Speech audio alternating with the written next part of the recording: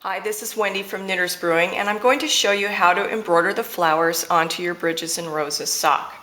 So the flowers that I've used on my sock are two types. The little buds I've done using French knots, and the larger flowers I've done using combinations of bullion stitches. So that's what I'm going to demonstrate for you today. So to do this, in both cases, I'm using a large darning needle, and it's a sharp one. I've got duller ones too. I've tried those. They just don't seem to work as well for this application. So I would go with the sharp one. Now to do the French knots, let's start with those. You're going to bring your yarn up where you want the French knot to be. Now what I do when I start my yarn is I go in from the outside and then just leave the tail hanging on the outside, and then later I'm going to go back and weave in my ends. It's easier than having a bunch of ends on the inside because you're often working blindly when you're embroidering on a sock because it's a tube and you can't see behind it while you're working. So I find it's easier to keep the ends on the outside, and then I don't have a tangled mess on the inside when I'm finishing it up. So to do a French knot, hold the yarn in your left hand and taking the needle tip, wrap the yarn around the tip, and I do it about 3 times for these. It depends how big you want your buds to be. You could do 2, you could do 4. And then holding it close to the work, stick the needle back in right next to where it came out. Don't put it in the same place where it came out or it won't work. All right. Now bring the needle up where you want to do the next stitch. So I'm going to put another bud right beside this one. Now what you want to do is hold this down, this thread down, while you're pulling your yarn through until you get to the very end. And that's it. Then you have the little French knot. So let's do it again. I'm wrapping 3 times. Hold it close to the fabric. Stick it in next to where it came out, and decide where you want your next one. Let's see, I'm going to put it over here. Hold this guy down snugly while you pull. Snugly is a word. Like that. And I'm going to make one more, so I've got a little trio of buds there. You don't have to do trios. Do whatever you want. Whoops.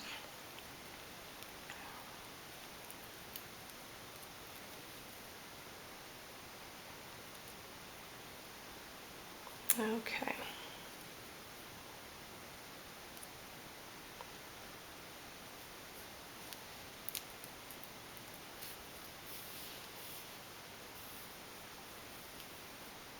All right. So that is the French knot. All right, now I'm going to show you how to do the bullion stitch and how to cluster them to form the roses.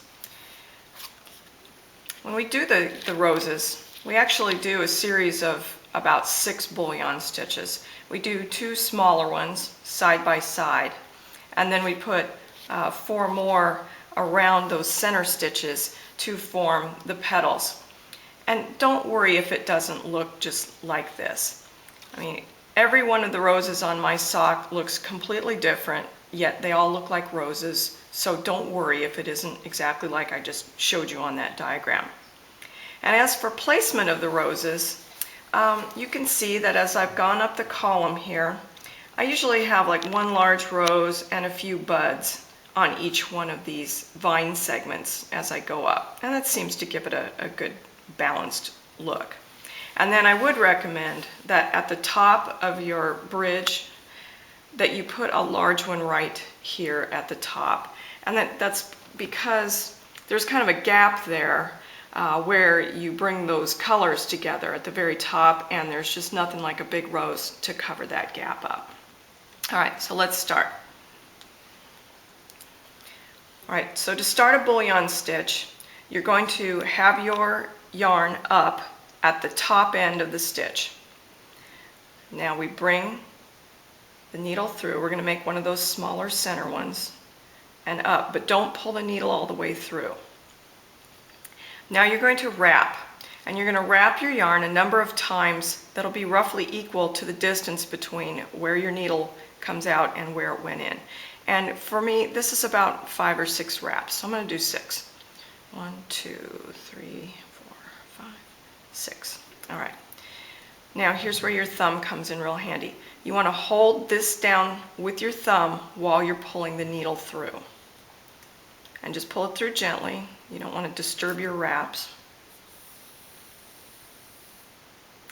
Now pull it till it feels pretty snug.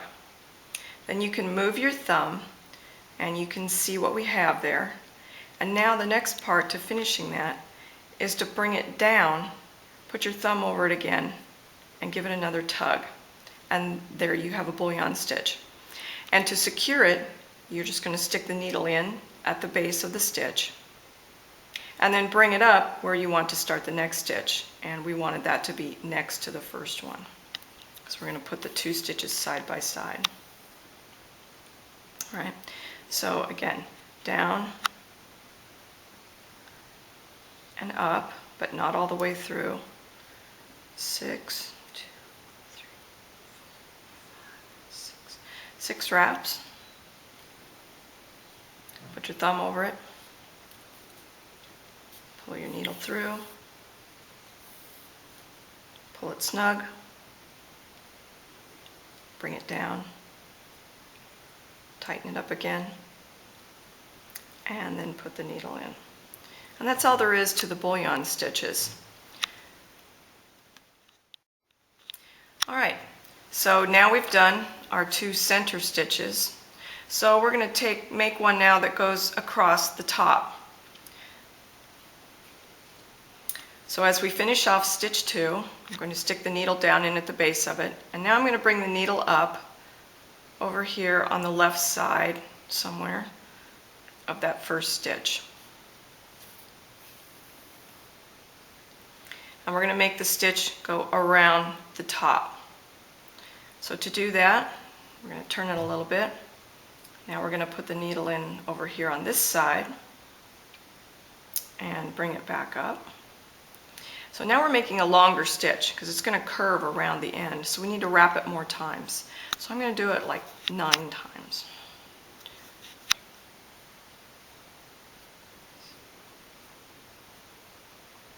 Okay, and then the same thing, I'm going to put my thumb on it while I pull this through. Pull it tight. And this is the fun part. You bring it down and it just wraps right around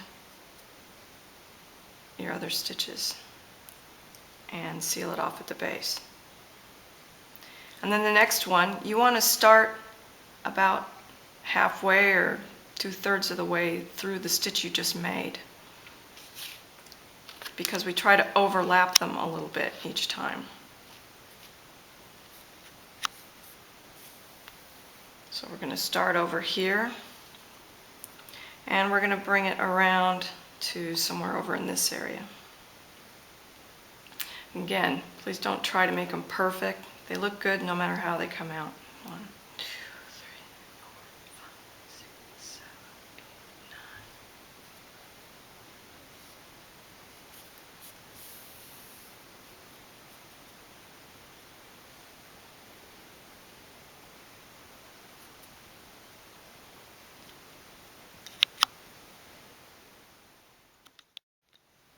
Now I'm going to work 2 more stitches to finish this rose. Again, I'm going to start it about halfway through the one I just completed. Now, one thing that's a little tricky about embroidering on socks is that you have to be careful not to stitch through to the other side of the sock. So I'm kind of constantly checking as I go. If it helps, 4, 5, 6, 7, 8, 9. If it helps, you can stick a sock blocker inside your sock while you're embroidering on it. Or if you don't have a sock blocker, just even like a rolled up magazine or something like that that would prevent you from sticking your needle all the way through. Okay, so now you see it's really starting to look like a rose. Matter of fact, you could stop here if you wanted one that wasn't quite so big. You don't always have to do 6 petals. I'm going to put one more on this though.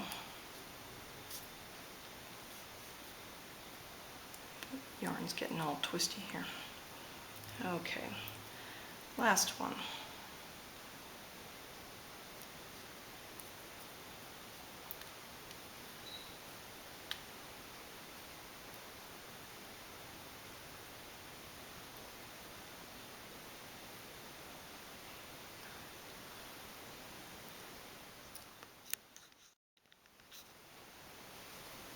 And pull it through, get it snug,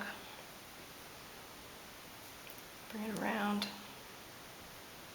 tighten it again, and stick it through. And this time we're done. So again, I just bring my end way up a ways somewhere out of the way, and I plan to put it in later. And there is the Bullion rose.